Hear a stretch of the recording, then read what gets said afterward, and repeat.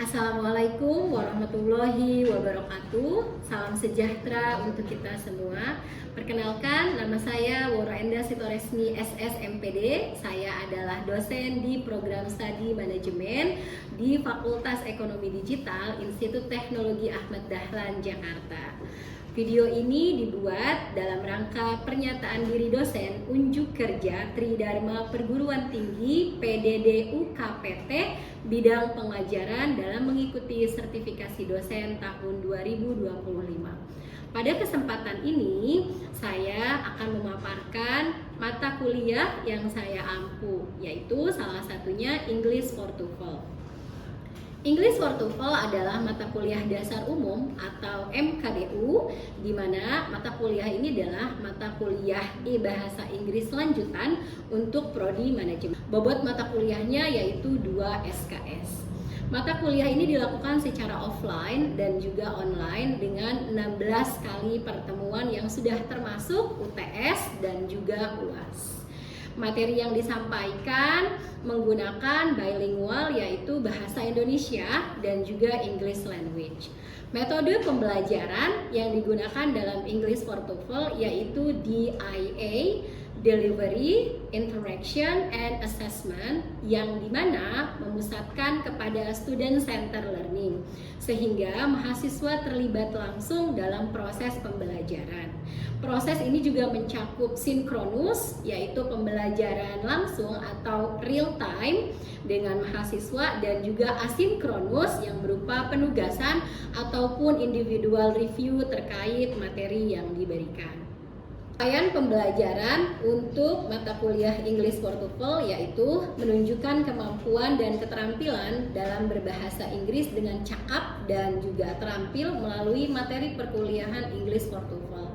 Sedangkan CPMK-nya atau capaian pembelajaran mata kuliah, setelah mengikuti 16 kali pertemuan, mahasiswa mampu memiliki pengetahuan konseptual tentang materi English for TOEFL dan mampu mengikuti tes TOEFL sebagai tolak ukur dengan nilai yang memuaskan.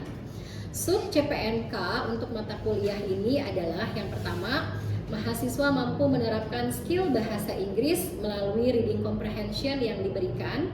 Yang kedua, mahasiswa mampu menganalisis soal-soal grammar melalui structure and written expression. Sedangkan untuk tujuan pembelajaran yaitu yang pertama, mahasiswa mampu memahami isi dari reading comprehension yang diberikan. Yang kedua, mahasiswa mampu memaknai kata yang terdapat dalam reading comprehension yang ada. Yang ketiga, mahasiswa mampu mengingat dan juga memahami rumusan grammar dalam soal structure and written expression. Yang keempat, mahasiswa mampu menerapkan rumusan grammar dalam soal structure dan juga written expression. Untuk penilaian, terdapat 4 aspek penilaian. Yang pertama yaitu kehadiran atau attendance dengan nilai 10%, tugas atau assignment, baik itu yang sifatnya individual atau grup, berupa 20%, dan juga midterm evaluation ataupun UTS sebesar 30%, dan juga UAS atau final term evaluation 40%. Sedangkan referensi yang saya gunakan dalam mengampu mata kuliah English for TOEFL yaitu Azhar Betty untuk Understanding and Using English Grammar 5th edition London dari Pearson, dan juga Haris Michael untuk Challenge Series Book Sussex dan juga dari Pearson, dan berikutnya ada Phillips Deborah yaitu untuk Preparation Course for the TOEFL Test New York dari Longman. Cuplikan video berikutnya adalah proses pembelajaran terkait mata kuliah English for TOEFL. Selamat menyaksikan. Terima kasih. Wassalamualaikum warahmatullahi wabarakatuh.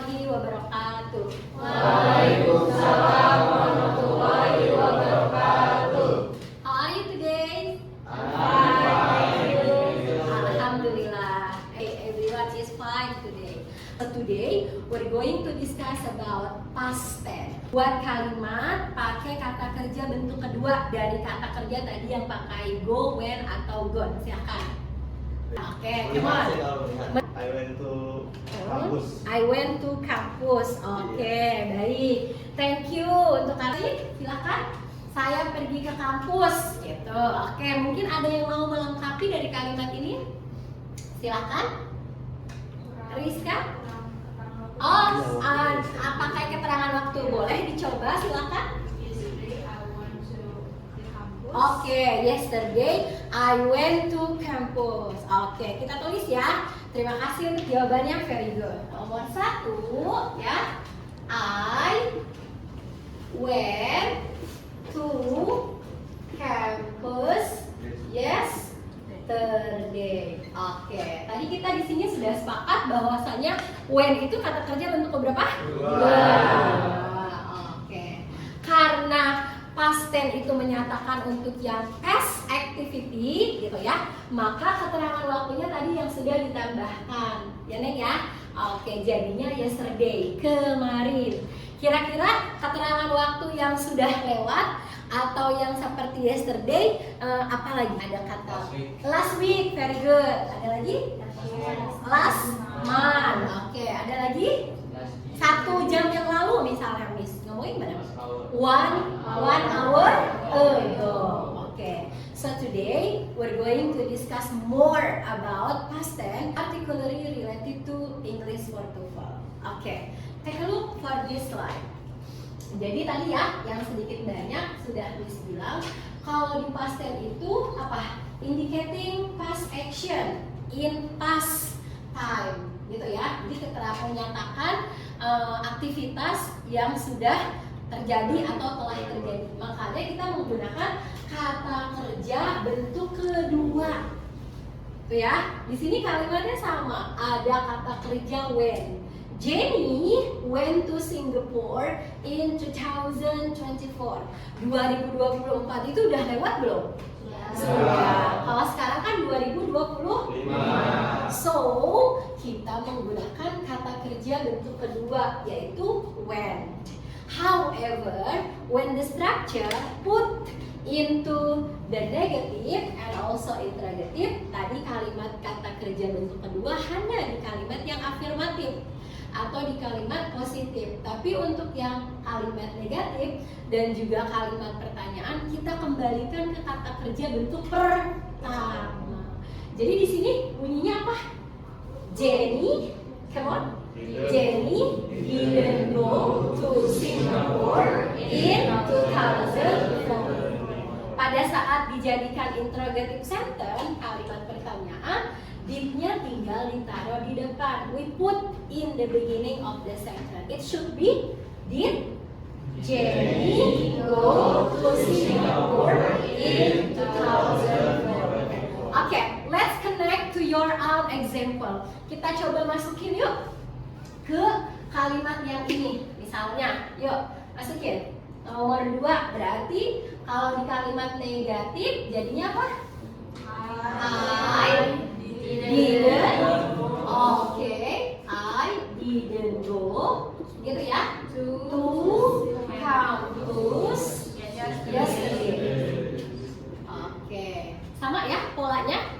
And then we put into interrogative, kita masukkan ke dalam kalimat yang pertanyaan. Did-nya tinggal taruh di depan, berarti did I, atau kalau temennya yang nanya, did you gitu ya. Oke. Did you go to campus yesterday? Jangan lupa dikasih question. Oke. This sentence belong to verbal sentence. Kalimat yang tidak kita tadi sudah explore itu semuanya kalimatnya ada kata kerja. How if the sentence is put into non-verbal sentence? Gimana kalau kalimatnya itu tidak pakai kata kerja misalnya? Maka kita tidak boleh menggunakan kata did, gitu ya. Tapi kita menggunakan ada was dan juga were. Tuh, minta tolong dibaca. Tony, was dipakai untuk subjek apa?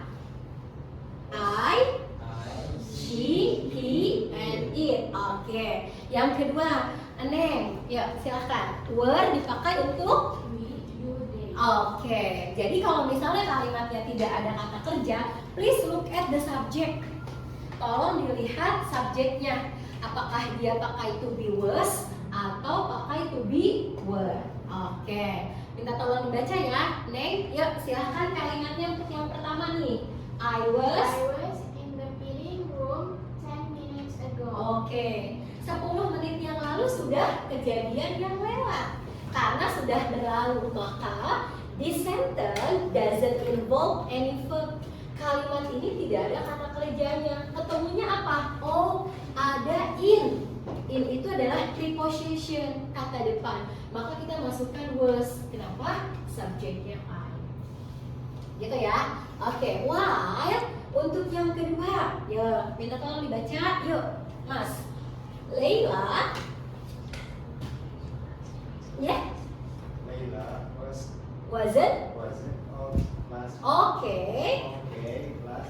presentation. Oke, ini juga sama nih, nggak ada kata kerjanya, tapinya ada adjektif, kata sifat. Jadi pakainya adalah was. Kenapa?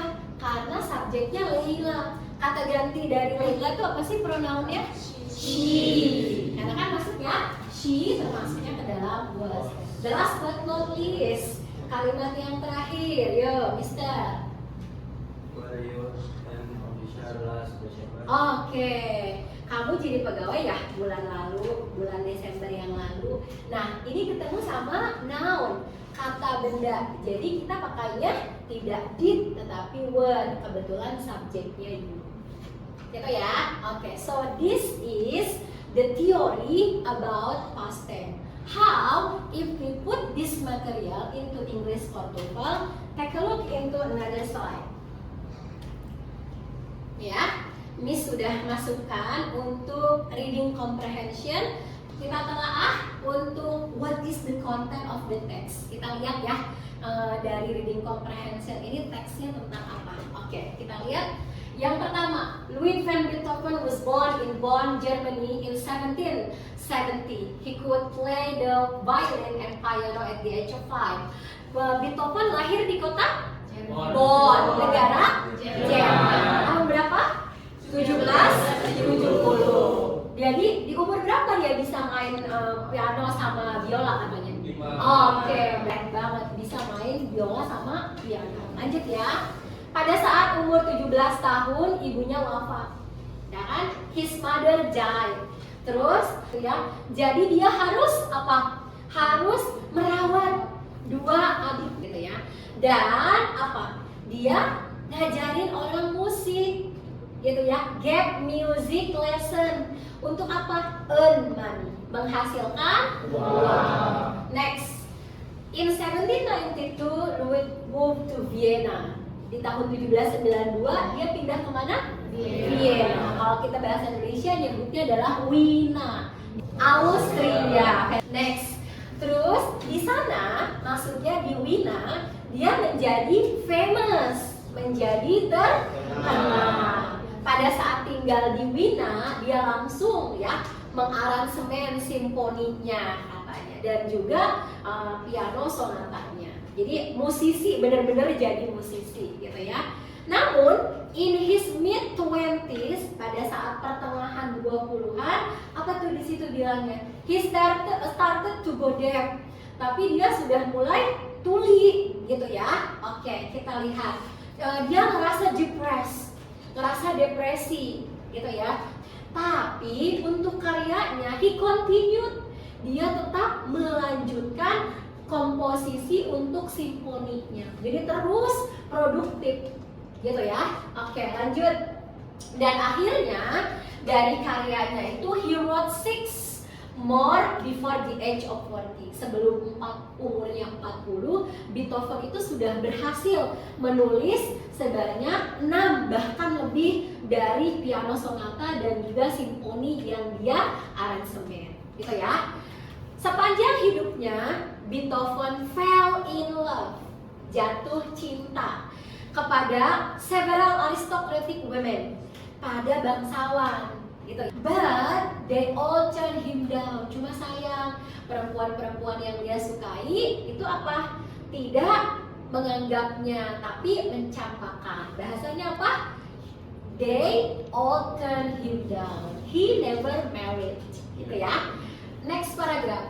Di tahun-tahun berikutnya, Ludwig became more and more eccentric. Ya, tahun-tahun berikutnya Beethoven menjadi pribadi yang eksentrik katanya gitu, unhappy kita bilangnya. Plus, he had strange habit. Dia punya kebiasaan aneh. Salah satunya apa kebiasaannya anehnya? Kita lihat di situ apa? He washed himself several times a day, but wore dirty clothes. Dia mandi berkali-kali, tapi tetap pakainya wore dirty clothes, pakai baju yang kotor. Next, Ludwig went completely deaf. Akhirnya usianya bertambah, ketuliannya gitu ya.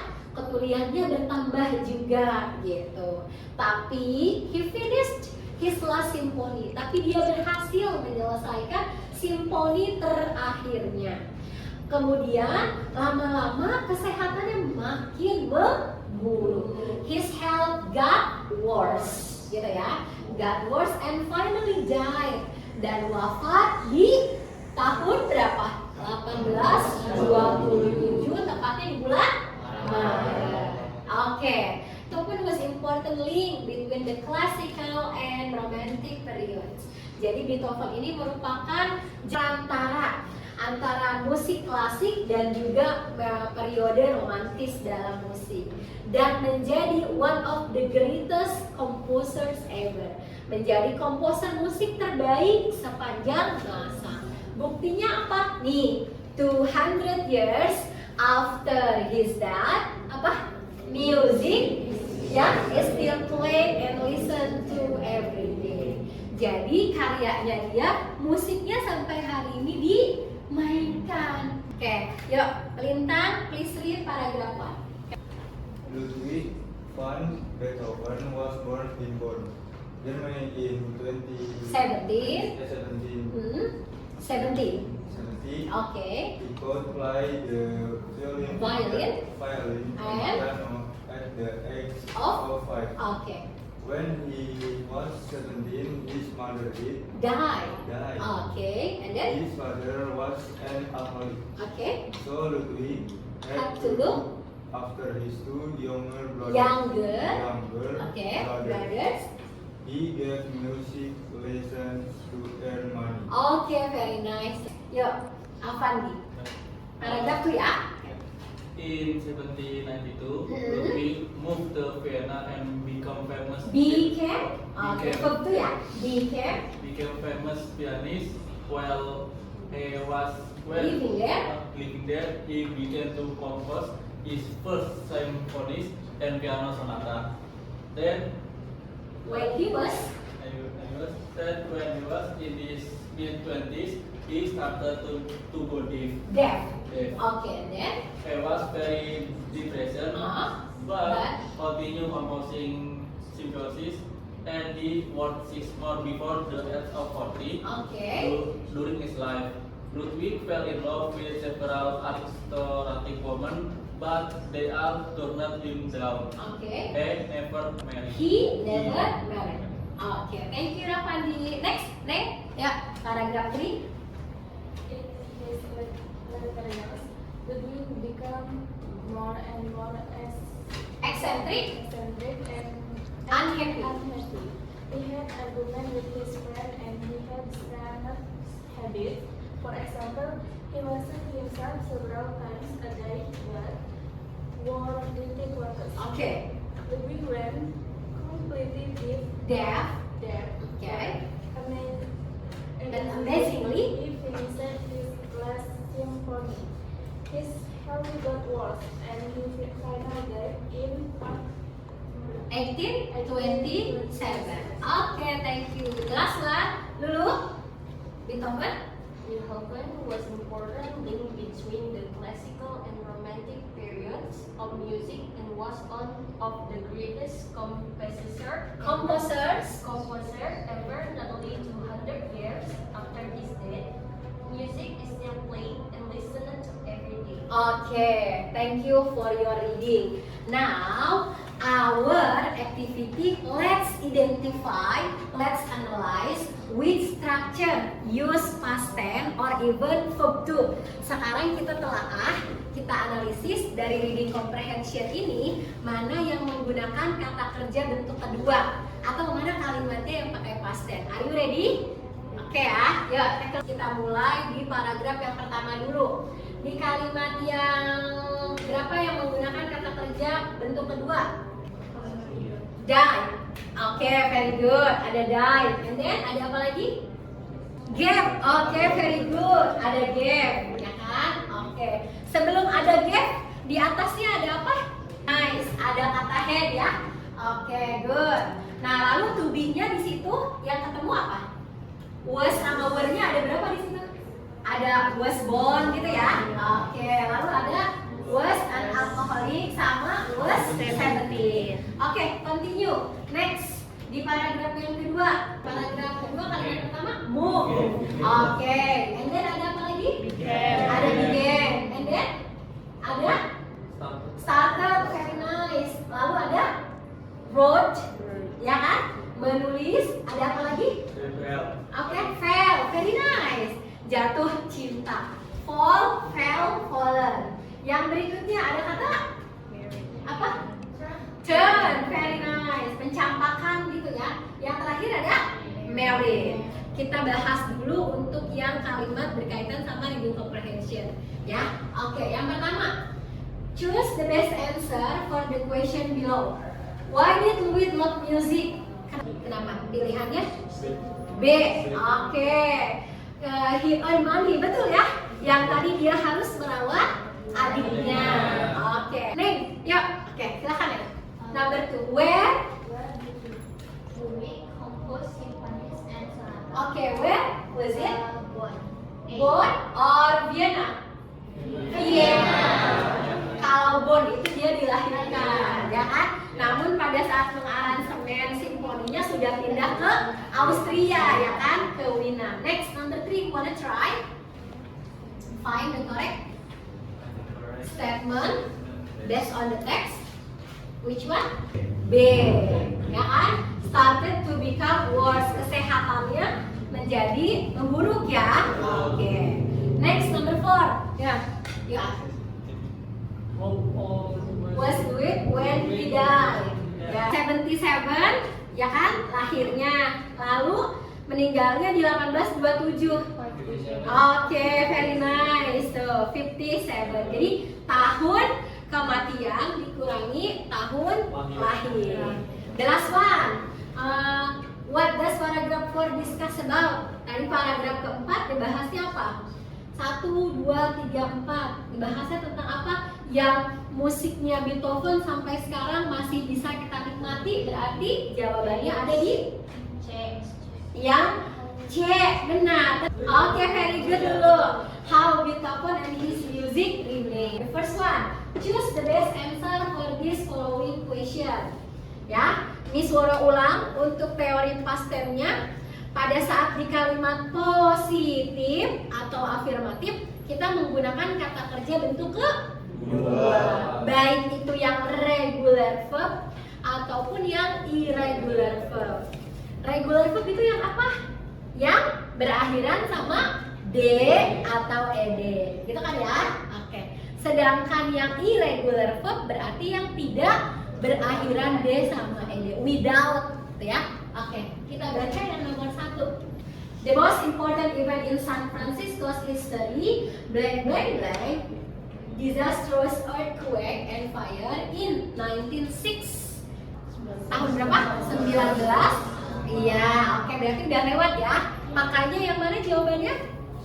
Was, very good, ya kan? Yuk, Rizka silakan. Kanada.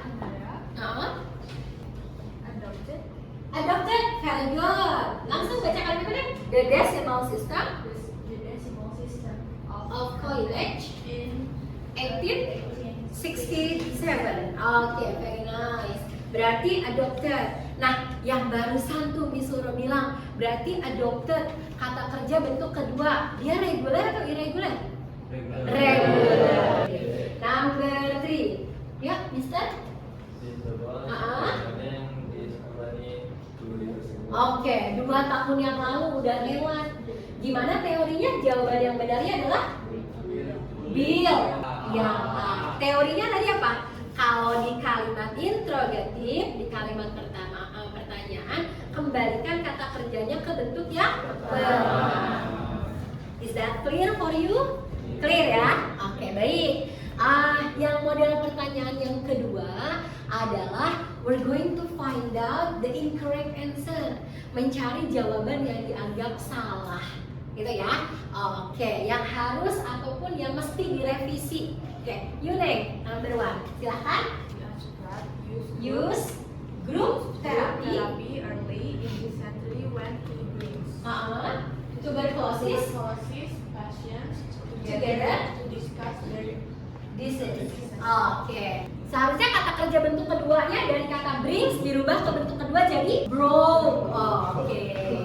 Berarti kalau dari kata bring menjadi broke, berarti tandanya apa? Regular or irregular? Irregular. Very nice. Yuk, number 2, the last one ya. Jadi contohnya Miss kasih 5 ya untuk structure and written expression. Yuk, Tony nomor 2 silahkan baca. Salma and Emma are in the restaurant when the accident happened. Yang A. Kalau kita pakai are berarti kita menggunakannya present tense gitu ya. Jadi seharusnya kita menggunakan were. Oke, kelas, any comment or question? Oke, yes please.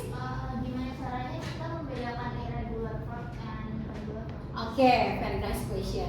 Pertanyaannya adalah how we make difference easily ya, both of regular verb and also irregular verb. Disuruh gimana sih caranya buat memudahkan pembedaan kata kerja regular verb sama irregular verb, karena memang di past tense kita menggunakan kata kerja bentuk kedua gitu ya. Oke, kita lihat di sini contohnya adalah kata go, when, sama gone. Apakah ada kata terakhir d sama ed? Tidak ada. Berarti kita kategorikan ini sebagai irregular verb. Oke. Misalnya tadi yang masih ingat di reading comprehension-nya tentang Ludwig van Beethoven, yang belakangnya ada kata d sama ed-nya ada kata finish ya? Ada? Ayo kan? Oke, kita lihat kata finish. Finish ya. Sama finished gitu ya.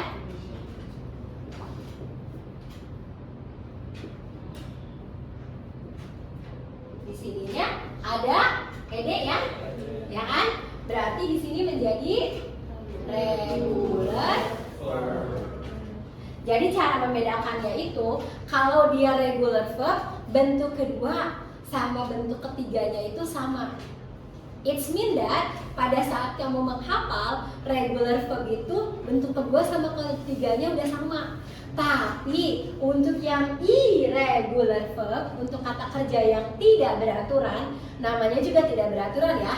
Berarti dia nggak ada d sama ed. Contohnya kata yang sudah kita berikan di situ apa? Go, when, sama gone. Yang tadi apa? Yang di reading comprehension, yang irregular verb. Kata apa? Ada memakai. Memakai bahasa Inggrisnya wear gitu ya. Lalu bentuk keduanya menjadi wore. Bentuk ketiganya menjadi wore. Ya kan? Coba kita tulis ya. Wear.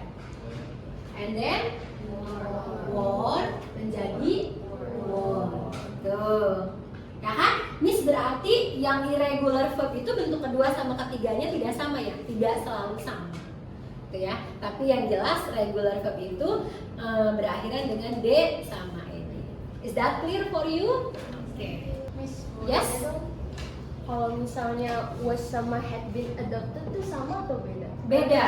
Jadi kalau misalnya was tadi dipakainya untuk yang non-verbal sentence, untuk kalimat yang tidak ada ibaratnya itu kata kerjanya ya, gitu ya. Tapi kalau misalnya has been ya, has been itu masuknya ke dalam pola kalimat present form. Tapi untuk has itu dia punya pola present perfect. So that's different to be ya. Oke, and also different function. Is that clear for you? Thank you, Miss. Ya, you're welcome. Terima kasih, semoga apa yang kita kerjakan bermanfaat. Have a nice day. Wassalamualaikum warahmatullahi wabarakatuh.